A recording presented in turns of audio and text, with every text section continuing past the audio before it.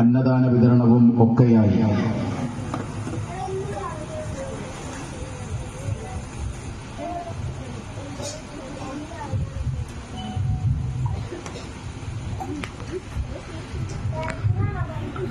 അങ്ങനെ സന്തോഷത്തിന്റെ ഒരു വലിയ പൊലിമയായി നമ്മുടെ ഈ നബിദിന സമ്മേളനവും ആഘോഷവും മാറുമ്പോഴും ബഹുമാന്യനായ ഹസനി ഉസ്താദ് സൂചിപ്പിച്ചതുപോലെ അഭയം നൽകിയതിന്റെ പേരിൽ അഭയാർത്ഥികളാക്കപ്പെട്ട ഗസയിലെയും അതുപോലെ വെസ്റ്റ് ബാങ്കിലെയും നമ്മുടെ പ്രിയപ്പെട്ട സഹോദരങ്ങളുണ്ട്.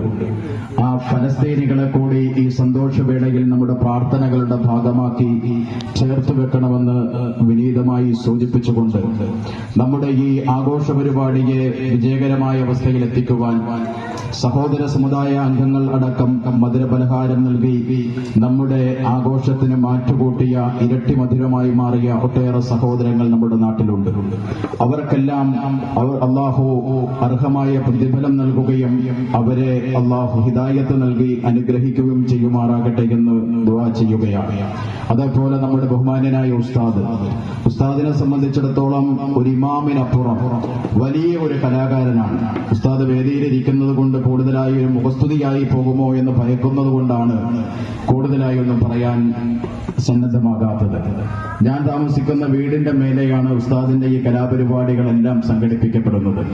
അതുകൊണ്ട് എനിക്കറിയാം എത്രത്തോളം എഫേർട്ടാണ് ഉസ്താദ് എടുക്കുന്നതെന്നുള്ളത്. നമ്മുടെ കുട്ടികളെ പരിശീലിപ്പിച്ച് പ്രൊഫഷണൽ പശ്ചാത്തലമുള്ള കലാകാരന്മാരും കലാകാരികളുമാക്കി മാറ്റുന്നതിൽ ഉസ്താദിന്റെ ഒരു വൈദഗ്ധ്യം എടുത്തു പറയേണ്ടത് തന്നെയാണ്.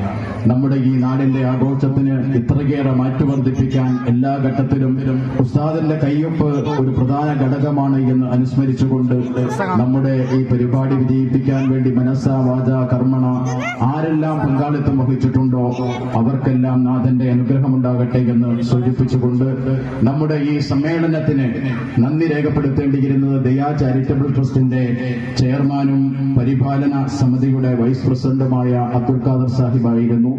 അദ്ദേഹം എന്തോ അത്യാവശ്യവുമായി ബന്ധപ്പെട്ട് വീട്ടിലെത്തിയ ഗസ്റ്റുകളെ സ്വീകരിക്കാൻ പോയതുകൊണ്ടാണ് വരാൻ കഴിയാത്തതെന്ന് അറിയിച്ചിട്ടുണ്ട്.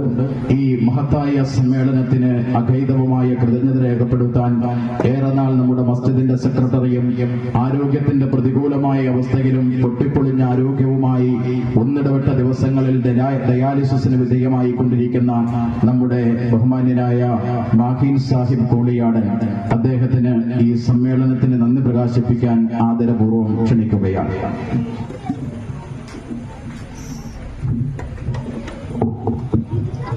ബഹുമാനപ്പെട്ട ഹസനി ഉസ്താദ്, നമ്മുടെ പ്രിയപ്പെട്ട നിസാർ സഖാഫി ഉസ്താദ്, കൂടാതെ സഹപ്രവർത്തകരായ പ്രവർത്തക സമിതി അംഗങ്ങളെ, പ്രിയപ്പെട്ട നാട്ടുകാരെ, അസ്സലാമു അലൈക്കും വറഹ്മത്തുള്ളാഹി വബറകാതുഹു. പ്രിയമുള്ളവരെ, നമുക്ക് കുട്ടികൾക്ക് ഒരുപാട് സമ്മാനം കൊടുക്കാനുണ്ട്.